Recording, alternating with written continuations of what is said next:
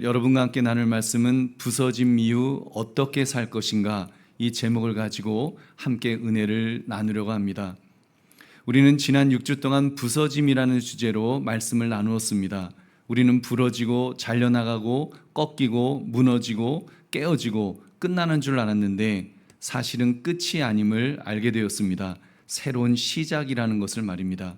그래서 우리 인생에 부서지는 경험을 한다 할지라도 절망하지 않고 기꺼이 믿음으로 받아들일 것을 결단하셨을 것입니다. 근데 문제가 한 가지 있습니다. 부서짐까지는 견디기는 하겠는데 그 다음은 무엇인가 라는 질문이 생깁니다. 부서짐 이후에 우리는 어떻게 살아야 할까요? 꼭 부서짐이라는 주제가 아니더라도 우리가 주일 예배 때나 또는 부흥회 같은 때에 큰 은혜를 받을 때가 있습니다. 아주 큰 은혜를 받죠. 그런데 다음 날 월요일 아침이 되면 다시 예전의 나로 돌아가지 않는가요? 왜요? 현실은 여전히 똑같으니까요. 불안한 미래와 싸워야 하니까요. 가정과 직장 사이에서 쓰러지지 않으려고 안간힘을 써야 하기 때문에, 또는 지나온 세월에 대한 후회와 외로움 속에서 한숨밖에 안 나오기 때문일 것입니다. 그러다 보니까 이런 푸념이 나옵니다. 부서져야 한다는 것은 알았습니다. 그런데 어떻게 살아야 한다는 말입니까? 여러분, 이 질문에 대해서 본문 시편 51편은 우리에게 분명한 길을 보여주고 있습니다. 왜냐하면 다윗의 상한 심령과 그의 기도가 이 질문에 대한 답이 될 것이기 때문입니다. 그러므로 부서짐 이후 어떻게 살 것인가, 이 질문에 대해 우리가 바른 답을 우리가 찾아 나가시는 이 시간 되시기를 주님의 이름으로 축원합니다. 세 가지를 살펴보겠습니다. 첫 번째로, 가면을 벗고 자기 이름으로 죄를 고백해야 합니다. 가면을 벗고, 여러분, 부서짐이란 결국 부서져야 할 나의 죄악된 모습이 있기 때문입니다. 근데 그러한 부서짐의 순간, 그 순간이 오면 우리는 어떻게 반응하려고 합니까? 숨기려고 합니다. 우리 안에는 죄를 숨기려는 본능을 기본 장착하고 있기 때문입니다. 여러분, 문제가 드러나면 곧바로 핑계를 찾습니다. 상황이 그랬어요. 다들 그렇게 하지 않는가요? 나만 그런 거 아니잖아요. 여러분, 다윗도 그랬습니다. 밧세바를 범하는 일에 그는 왕의 권력으로 모든 것을 가리려고 했습니다. 밧세바의 남편 우리아는 전쟁터 최전방에 보내서 죽게 만들었습니다. 그리고는 미망인을 거둔 것처럼 밧세바를 아내로 삼았습니다. 겉으로는 의로운 왕인 척 행세를 했겠지요. 손바닥으로 하늘을 가리면서 말입니다. 성전에도 갔을 것입니다. 제사도 드렸을 것입니다. 그러나 다윗의 마음은 딱딱하게 점점 굳어갔습니다. 그때 하나님께서 선지자 나단을 보내셨습니다. 나단은 비유로 남 이야기하듯이 말을 시작했습니다. 어떤 부자가 가난한 사람의 어린 양, 그거 한 마리 있는데 그것을 빼앗았습니다. 그런 이야기를 합니다. 다윗이 막 분노합니다. 그 사람은 죽어 마땅하도다 하면서 막 소리를 질렀습니다. 바로 그 순간 나단 선지자가 그의 죄를 지적했습니다. 당신이 바로 그 사람이다. 이 한 문장이 다윗의 심장을 찔렀습니다. 왕의 체면도 자기 합리화도 아무 소용이 없었습니다. 다윗은 무너져서 고백했습니다. 내가 여호와께 죄를 범하였노라.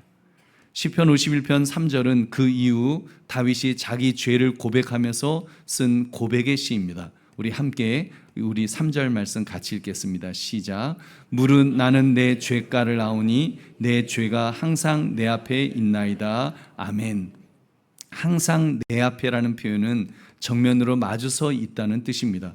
죄를 외면하지 않겠다는 그 의지를 보인 것이죠. 잊어버리지 않겠다는 겁니다. 정직하게 마주 대하겠다는 것입니다. 회개의 첫걸음이 무엇입니까? 여러분, 우리가 회개하는 첫 번째 걸음이 무엇일까요? 죄책감에 빠지는 것이 아닙니다. 닭똥 같은 눈물을 뚝뚝뚝뚝 흘렸다고 해서 제대로 회개한 것이 아닙니다. 여러분, 뉘우침과 회개는 다릅니다. 뉘우침은 내가 잘못했구나 하고 후회하는 것입니다. 들켜서 부끄러워하는 것입니다. 벌 받을까 봐 무서워하는 것입니다. 여러분, 가룟 유다도 뉘우쳤습니다. 그러나 목을 매달았습니다. 그러니까 진짜 회개는 여러분 그렇게 뉘우치는 것이 아니라 다른 것입니다. 방향을 바꾸는 겁니다. 방향을 바꾸는 거. 그래서 하나님께로, 세상을 향했던 내가 하나님께로 돌아서는 것입니다. 그래서 주님, 제가 틀렸습니다. 주님이 옳으십니다. 그것을 인정하는 것이 진정한 회개인 줄로 믿습니다. 여러분, 베드로도 예수님을 부인했습니다. 그도 펑펑 울었습니다. 그러나 진짜 중요한 것은 그는 예수님께로 돌아갔다는 것입니다. 부활하신 주님께서 너가 나를 사랑하느냐 물으셨을 때 그의 대답은 더 이상 자신만만한 그런 목소리가 아니었습니다. 그저 주님, 모든 것을 주님이 아시오매 참으로 내가 주님 사랑하는 줄을 주께서 아십니다. 아주 모든 것을 그냥 다 주님 앞에 맡겨드렸습니다. 그때 주님이 그에게 내 양을 먹이라, 내 양을 치라 하시면서 사명을 다시 주셨습니다. 여러분, 이것이 회개입니다. 뉘우침은 나를 보고 절망으로 끝나지만 회개는 하나님을 보고 사명으로 이어집니다. 뉘우침은 감정으로 끝납니다. 회개는 삶이 바뀝니다. 그래서 회개의 첫걸음은 이것입니다. 하나님 앞에서 가면을 벗는 것, 있는 모습 그대로 서는 것. 여러분, 하나님, 내가 죄인입니다 하면서 하나님 앞에 바로 설 때 그때 하나님께서 우리를 회복시켜 주실 줄로 믿습니다. 다윗은 그렇게 자신의 가면을 벗었습니다. 그리고 자기 이름으로 고백합니다. 하나님, 이 죄가 저의 죄입니다. 제 탓입니다. 그는 분명하게 고백했습니다. 보배로운 성도님들, 우리도 다윗처럼 이렇게 가면을 벗고 솔직하게 고백하면 얼마나 좋을까요? 근데 사실 인간은 죄와 마주할 용기가 없어서 어떻게든 자신을 변호하려고 합니다. 심리학에서는 이것을 방어기제라고 말합니다. 쉽게 말하면 마음의 방패 같은 것입니다. 죄를 인정하기 싫어서 자동으로 작동하는 변명 시스템이 우리 인간에게 있습니다. 투사라고 하죠. 내 잘못을 남에게 뒤집어 씌웁니다. 내가 화낸 게 아니라 저 사람이 나를 화나게 만들어서 그런 거야. 내가 문제가 아니라 저 사람이 문제야. 자기 눈에 들보는 못 보고 남의 눈의 티만 보는 것입니다. 합리화도 있죠. 그럴듯한 핑계를 만듭니다. 어쩔 수 없었어요. 상황이 그랬으니까 누구라도 내 입장이면 다 그렇게 했을 거예요. 잘못을 인정하지 않고 변명만 늘어놓는 것입니다. 부인도 있죠. 아예 없던 일로 해버립니다. 난 그런 적 없습니다. 그게 뭐가 잘못이에요? 하나님도 다 이해하실 일이에요. 그런 식으로 사실 죄 자체를 인정하지 않는 것입니다. 여러분, 이 모든 방어기제의 목적은 하나입니다. 내 자존심을 지키는 것, 내가 죄인이라는 것을 인정하지 않겠다는 것입니다. 그래서 가면을 벗을 수 없는 것입니다. 근데 오늘날 우리가 사는 시대는 개인적인 자기 방어의 수준을 넘어서는 것처럼 보입니다. 이제는 국가와 사회가 나서서 아예 그냥 세계적으로 죄를 더 이상 죄라고 부르지 말라, 이렇게 법으로 강제하는 그런 시대가 되어버렸습니다. 그 가장 대표적인 예가 포괄적 차별금지법입니다. 이 법에는 가장 무서운 독소 조항이 숨겨져 있습니다. 차별하지 말자는 아름다운 포장지에 쌓여있지만 그 핵심은 부정입니다. 하나님의 창조 질서와 말씀의 권위를 정면으로 부정하는 것입니다. 성경이 분명히 죄라고 말씀하는 것을 인권이다, 다양성이다라고 부르면서 죄가 아니라고 선언하겠다는 것입니다. 여러분, 예를 들면 성경은 동성애를 죄라고 분명히 말씀합니다. 그렇다면 우리 믿음의 사람은 거기서부터 시작해야 합니다. 그 말씀 앞에서 우리 자신을 비추어 보아야 합니다. 나 이 시대는 무엇이라고 말합니까? 아니다. 그것은 죄가 아니라 원래 그렇게 태어난 것이다. 원래 그렇게 태어났다. 우기라고 힘을 실어주고 있습니다. 여러분, 이것은 단순히 개인적인 견해차의 문제가 아닙니다. 영적 싸움입니다. 에덴 동산에서 하나님이 참으로 너희에게 동산 모든 나무의 열매를 먹지 말라 하시더냐 교묘하게 질문했던 뱀의 목소리와 비슷합니다. 하나님의 말씀을 의심하게 만들고 결국 하나님을 대적하도록 만들려는 사단의 전략인 줄 믿으시기 바랍니다. 이처럼 우리는 온갖 핑계를 어떻게든 찾으려고 합니다. 그러나 하나님은 분명하게 말씀하십니다. 너가 바로 그 사람이다. 너가 바로 그 사람이라. 여러분, 그러니까 우리는 솔직하게 하나님 앞에 엎드려야 합니다. 첫째, 죄를 고백해야 됩니다. 여러분, 고백한다는 것은 하나님 앞에 항복한다는 것입니다. 내 생각대로 죄를 정하는 게 아니니까요. 죄는 내 생각, 내 판단으로 정하는 게 아닙니다. 하나님이 죄라고 하시면 네, 맞습니다. 제가 죄를 지었습니다. 인정해야 될 줄로 믿습니다. 두 번째, 그러한 죄의 고백은 십자가의 은혜 안에서만 가능합니다. 우리가 죄를 직면할 수 있는 이유가 무엇입니까? 우리가 남보다 의로워서일까요? 아니죠. 그리고 여러분, 사실 죄를 고백하는 순간 세상에서는 돌 맞죠. 돌 맞아 죽죠. 너가 그런 죄를 지었냐 하고서 돌을 던지지, 아유 내가 이해해, 그러지 않습니다. 그러니까 부인하는 거예요. 그렇지만 여러분, 그 성경이 말씀하는 것은 우리 믿음의 사람은 그렇지 않습니다. 우리는 다른 것이 있습니다. 그것은 바로 우리에게는 예수님의 십자가가 있습니다. 할렐루야. 십자가는 죄가 얼마나 무서운지를 보여줍니다. 나 동시에 그 죄인을 위해서 아들을 주신 하나님의 사랑 또한 보여주시는 줄로 믿습니다. 여러분, 이 은혜를 알기 때문에 우리는 두려워하지 않습니다. 우리의 고백은 심판이 아니라 용서로 이어질 줄로 믿습니다. 그렇기 때문에 우리는 담대하게 죄를 죄라고 말할 수 있는 줄 믿으시기 바랍니다. 보배는 성도님들, 그래서 우리 오늘부터 변명을 멈춥시다. 십자가 아래에 나아가서 엎드립시다. 그래서 그곳에서 죄를 인정하고 하나님의 긍휼을 구합시다. 그러므로 죄의 책임이 나에게 있음을 인정하며 주님께로 나아가시는 저와 여러분 되시기를 주의 이름으로 축원합니다. 두 번째, 자기의 진짜 주인 앞에서 회개합니다.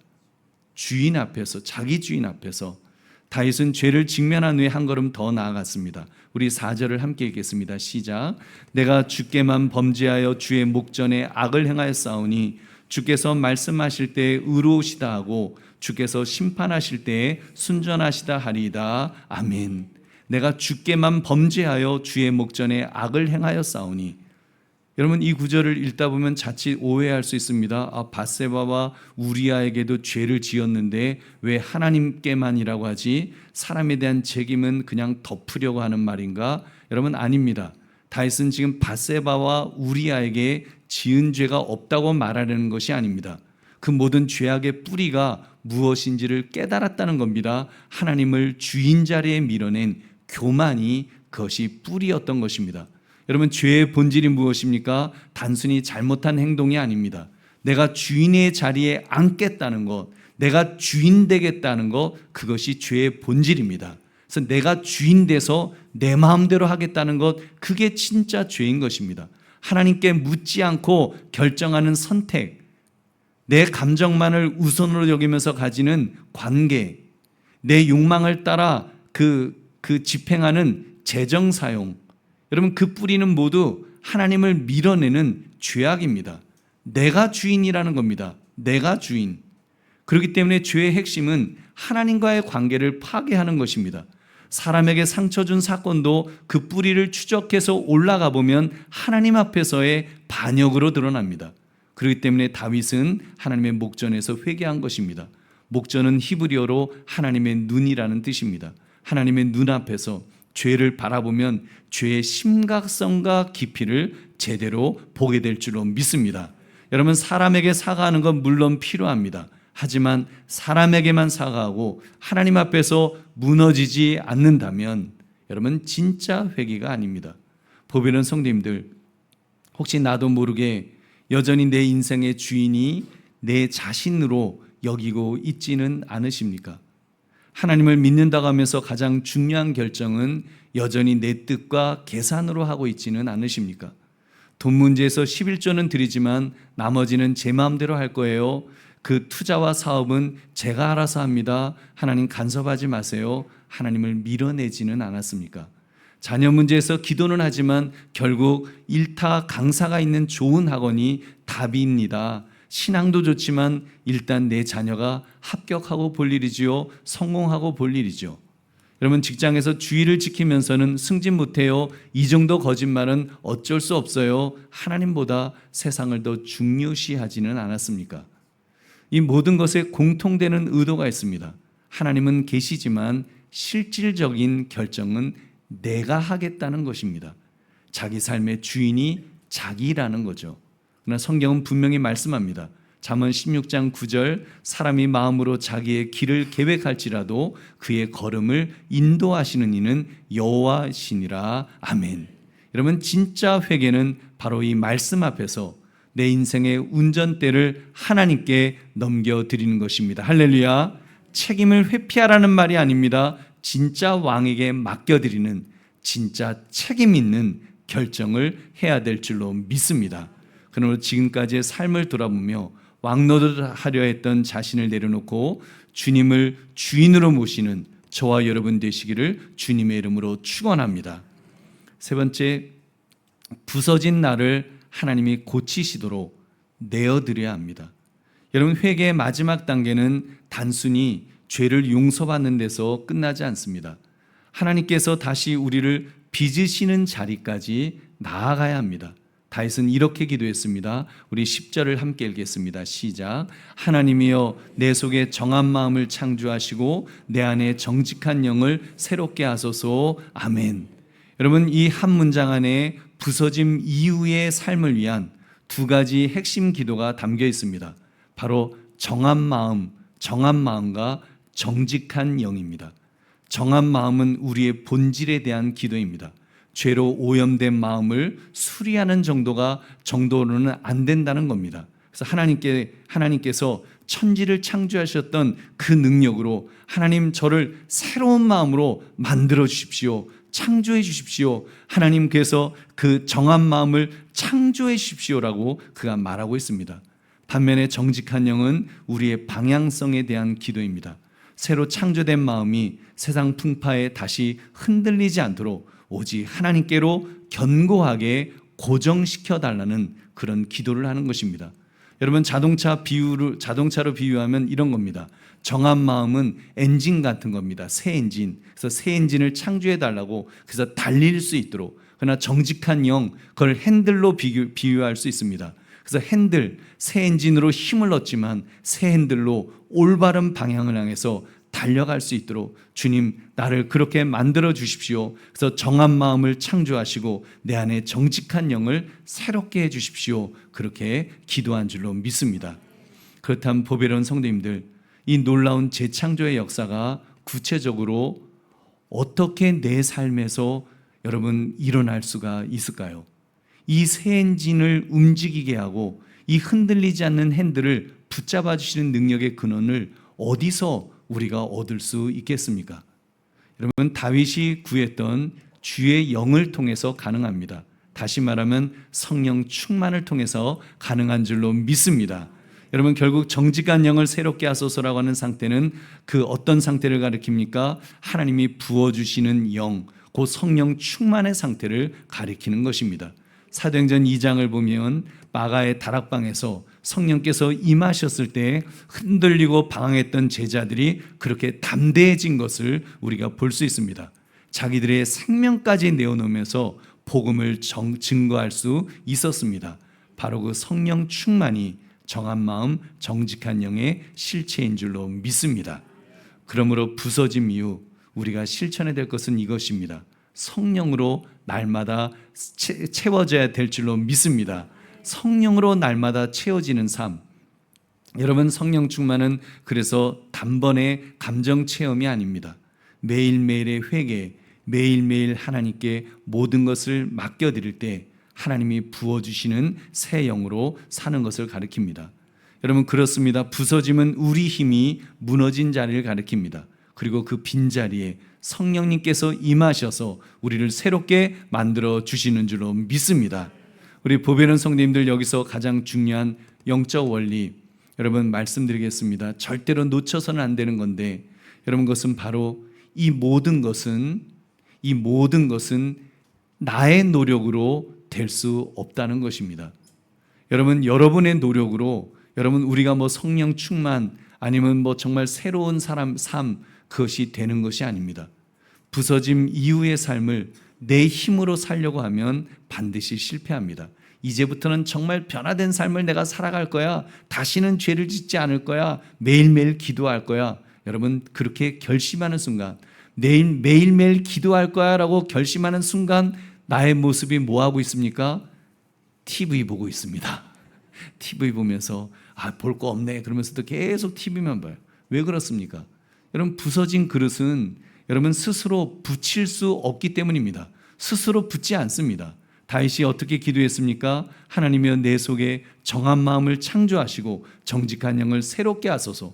여러분, 창조하소서라고 요청합니다. 왜 그랬어요? 다윗 안 되니까, 자기 힘으로 안 되니까 하나님 차라리 새로 만들어 주십시오라고 그렇게 그는 고백했던 것입니다. 여러분, 그 고백, 다윗의 고백은 외로운 고백이 아니었습니다. 하나님께서 이미 에스겔 선지자를 통해서 약속해 주신 말씀이었습니다. 에스겔서 36장 26절 같이 읽겠습니다. 시작. 또 새 영을 너희 속에 두고 새 마음을 너희에게 주되 너희 육신에서 굳은 마음을 제거하고 부드러운 마음을 줄 것이며. 아멘. 여러분, 이렇게 새 영을 우리 마음속에 두고 새 마음을 우리에게 주셔서 우리를 변화시켜 주시는 분은 하나님이신 줄 믿으시기 바랍니다. 그렇습니다. 새로운 마음은 인간인 우리가 만드는 게 아닙니다. 만들 수 있는 것이 아닙니다. 하나님이 만드시는 줄로 믿습니다. 여러분, 그렇습니다. 성령 충만은 내가 노력해서 받을 수 있는 것이 아닙니다. 하나님께 완전히 맡길 때 부어주시는 선물인 줄 믿으시기 바랍니다. 보십시오. 내가 손을 꽉 쥐고 있으면 아무것도 받을 수 없습니다. 오히려 힘을 빼고 손을 펴야 받을 수 있습니다. 이 영적 원리를 잊지 마시기를 주의 이름으로 축원합니다. 여러분, 성령 충만해주는 세 가지 변화는 이 원리에서 작동합니다. 첫째, 새 마음의 창조. 여러분, 새 마음의 창조, 이것은 하나님이 바꿔주셔야 합니다. 술을 끊어야지라고 하면 실패합니다. 성령님, 제 마음을 새롭게 해주십시오. 그때 변화가 일어날 줄로 믿습니다. 내가 애를 쓰면 쓸수록 더 꼬일 것입니다. 하나님께 맡기면 자연스럽게 변화될 줄 믿으시기 바랍니다. 둘째, 흔들리지 않는 중심. 하나님이 나를 든든히 잡아주실 때 가능합니다. 담대해야지, 흔들리지 말아야지, 그러면 더 불안해집니다. 주님, 붙들어 주십시오. 다 맡기겠습니다. 그럴 때 세상에 줄 수 없는 평안을 하나님께서 주실 줄로 믿습니다.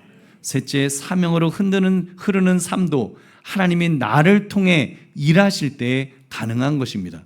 여러분, 열심히 전도해야지 해봤자 부담만 늘어갑니다. 성령님, 저를 통해 일해 주십시오.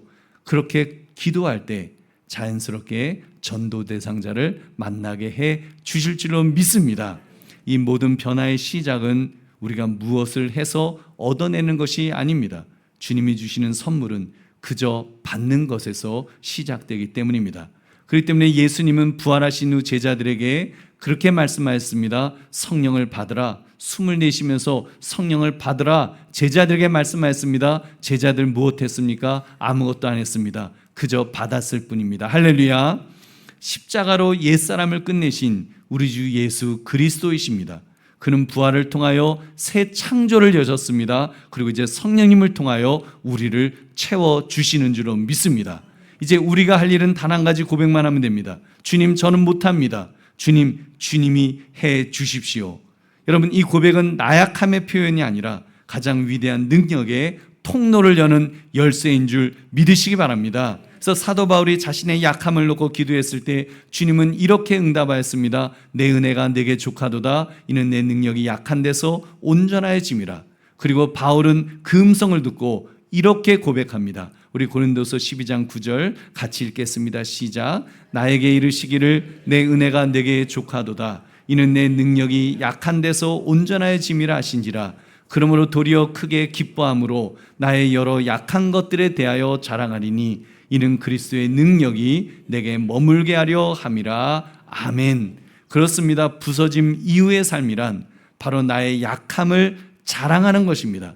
여러분, 나의 약함을 자랑하면서 정말 나의 죄를 고백하면서 주님, 나는 할 수 없습니다. 나는 아무것도 아닙니다라고 주님 앞에 고백할 때 그리스도의 능력이 머물게 될 줄로 믿습니다.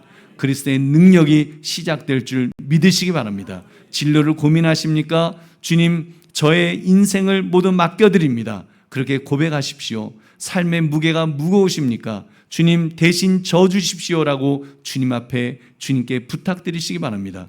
과거의 상처가 아픕니까? 주님 저를 치유해 주십시오. 주님을 의지하십시오. 주께서 회복시켜 주실 줄로 믿습니다. 보배로운 성도님들, 다시 강조합니다. 부서짐은 끝이 아닙니다. 하나님이 일하시는 시작입니다. 그러니까 내려놓으십시오. 우린 내려놓읍시다. 맡깁시다. 그리고 기대합시다. 그러므로 부서진 나를 고치시고 새 일을 시작하시는 성령님께 모두 맡겨드리시기를 주님의 이름으로 축원합니다. 이제 말씀을 맺습니다. 우리는 지난 6주 동안 이 부서짐을 주제로 말씀을 나누었습니다. 하나님 앞에서 무너져야 함을 깨달았습니다. 그리고 오늘 그 말씀들에 대한 우리의 반응으로 이런 질문 앞에 섰습니다. 그렇다면 부서짐 이후 우리는 어떻게 살아야 합니까? 여러분, 이 문제의 답은 단순하지 않습니다. 새로운 결심이나 인간적인 의지로서 안 됩니다. 부족합니다. 오직 하나님께 나아가서 성령으로 충만해지는 것 외에는 길이 없습니다. 여러분, 성령께서 우리 안에 새 마음을 창조하실 줄로 믿습니다. 흔들리지 않도록 붙들어 주실 줄로 믿습니다. 그때 우리는 부서짐 이후에도 계속 살아갈 힘을 얻게 될 것입니다. 역전의 은혜를 누리게 될 줄 믿으시기 바랍니다. 그러므로 부서짐 이후 나는 어떻게 살 것인가? 나는 어떻게 살 것인가? 나는 어떻게 살 것인가? 여러분, 이 질문의 답을 여러분 성령 안에서 찾아서 새 영으로 부으시며 새롭게 만드시는 은혜를 충만히 누리시기를 주님의 이름으로 축원합니다. 우리 기도하겠습니다. 말씀 생각하시면서 하나님, 그런 은혜가 있기를 원합니다. 내 힘으로, 내 의지로, 내 마음으로 하려는 것이 아니라 참으로 나는 부서지고 나는 깨어졌지만 주님 앞에 맡길 때 성령님께서 나를 새롭게 만들어 주실 줄 믿습니다. 성령님만 의지합니다. 우리 주여 한번 외치고 기도하겠습니다. 주여!